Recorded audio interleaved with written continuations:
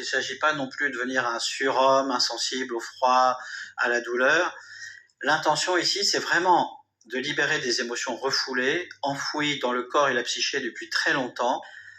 On sait aujourd'hui que là c'est vraiment important, toutes les tensions corporelles sont créées par des émotions refoulées. Et ces tensions, elles-mêmes retiennent prisonnières, elles piègent littéralement en nous nos mémoires traumatiques. Et ce sont ces mémoires traumatiques d'événements passés qui déclenchent des surréactions, des réactions non désirées, des réactions incontrôlables de notre système nerveux autonome. Et c'est ça qui nous maintient en fait dans l'état de vigilance, dans l'état fuir ou combattre. Et quand ça se déclenche, quand ce système se déclenche, on est littéralement comme le lapin pris dans les phares de la voiture. On n'est plus qu'un animal en réaction à quelque chose qui n'est pas réel. C'est-à-dire que notre système nerveux autonome, réactivé par nos mémoires traumatiques, pense qu'on est en danger, pense qu'on court un réel danger, et notre radar interne, l'amygdale, elle-même est leurrée. Et c'est comme ça qu'on perd la maîtrise de notre vie, qu'on est submergé par des sentiments qui, en fait, n'ont pas lieu d'être, qui sont factices, qui sont un dérèglement du système d'alarme interne, en fait. Donc, cette technique respiratoire que je vais te faire découvrir, elle va venir déloger ces émotions enfouies et faire un travail de nettoyage et de détox en profondeur.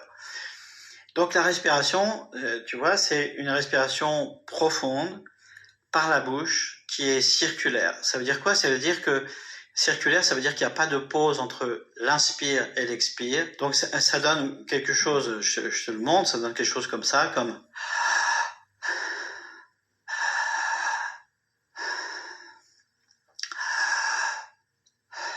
etc., etc. Un rythme que tu peux adapter selon ta possibilité.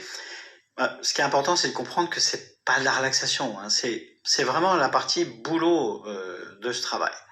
Et ce qui est important aussi, c'est de respirer par la bouche. Alors je sais, les gens qui vont faire du yoga vont me dire « mais il faut jamais respirer par la bouche, etc. » Alors, il y a plein de raisons pour lesquelles là, on va respirer par la bouche. D'abord, la première raison, c'est le volume d'oxygène qu'on va pouvoir faire rentrer. Ok, première chose. Et la deuxième chose, c'est que la respiration par la bouche alimente les chakras inférieurs, donc le hara, l'ancrage, la présence à soi, alors que la respiration par le nez, au contraire, travaille plus sur l'inspiration, les chakras supérieurs, l'élévation spirituelle. Et lorsqu'on suit ce processus de respiration pendant 30 minutes, sans faire de pause, ce qui demande vraiment, il faut le dire, ça demande de l'effort, ça demande de la volonté. Quand on fait ça, il se passe un phénomène étonnant. Le corps devient très très alcalin. Et par un phénomène chimique, notre censure interne diminue. Notre cortex préfrontal se détend, c'est le siège de la logique, de la censure, de la compréhension, dont on a besoin. Hein. Mais là, par cette technique-là, on va arriver à faire enfin baisser la vigilance qui fait que des fois l'hypnose, le MDR, tout ça ne marche pas sur nous. Et on va donner accès à des aires du cerveau auxquelles on n'a pas accès habituellement à cause de la censure du cortex préfrontal, justement. Par ailleurs, les muscles qui retiennent les émotions prisonnières vont commencer aussi à se détendre, à se libérer.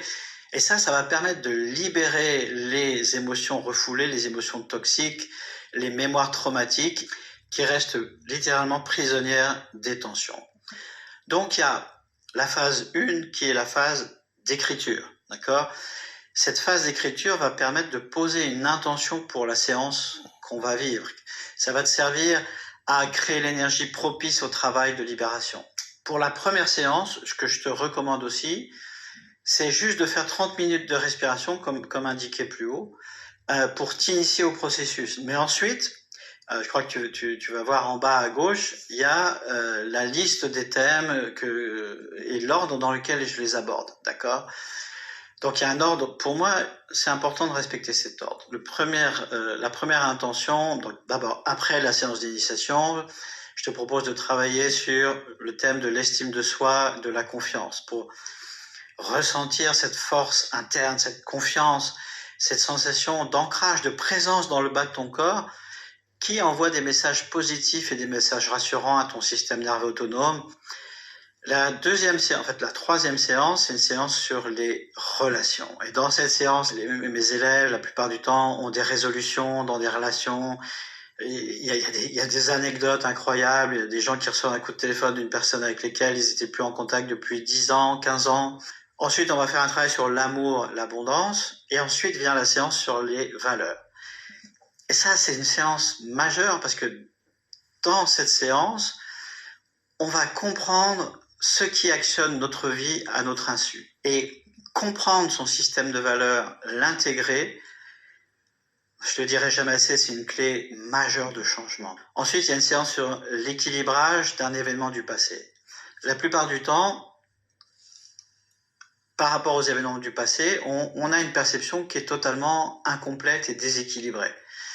Parce que notre champ de conscience, à ce moment-là où il y avait du danger, où c'était confrontant, où on a eu peur, on a eu honte, peu importe, notre champ de conscience à ce moment-là est réduit puisqu'on est dans fuir ou combattre. Et en revisitant cette perception, en changeant de point de vue, on récupère les informations manquantes et on change radicalement la perception qu'on a eue de cet événement et qui, encore une fois, conditionne littéralement notre vie au jour d'aujourd'hui. La séance qui suit, c'est la séance sur clarifier, et ça c'est le point d'orgue de la méthode, c'est clarifier sa vision de vie. Lorsqu'on a rééquilibré cet événement de notre passé, alors toute notre vie prend une autre couleur, une autre saveur, une autre perspective.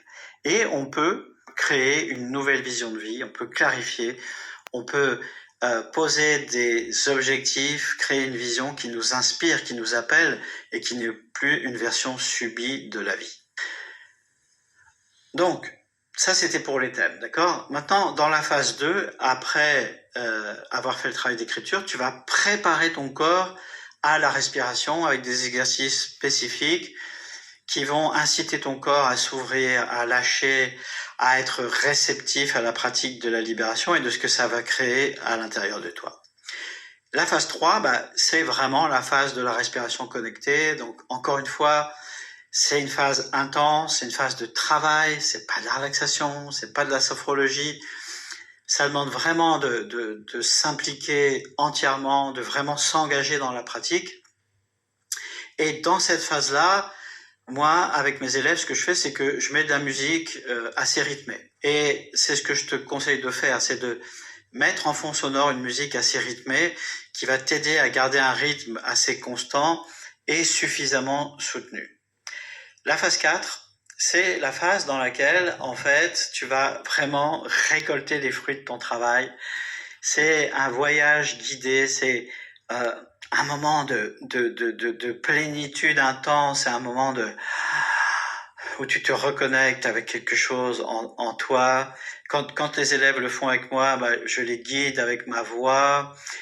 Sinon, si tu le fais en autonomie, toute seule, tu te mets une petite musique douce de relaxation qui va vraiment te permettre d'intégrer les bénéfices de la séance et de faire, encore une fois, un très beau voyage. Et c'est dans cette phase-là, qui est la plus importante et que je t'invite à faire durer le plus longtemps possible, que les changements, les intégrations, les modifications dans ta psyché, dans ton corps vont se faire.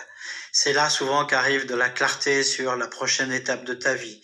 C'est là qu'il y a des inspirations, des fulgurances, des intuitions fortes sur ta vie qui se présentent, sur ta vie, sur tes objectifs et sur tes valeurs. Voilà, t'es à peu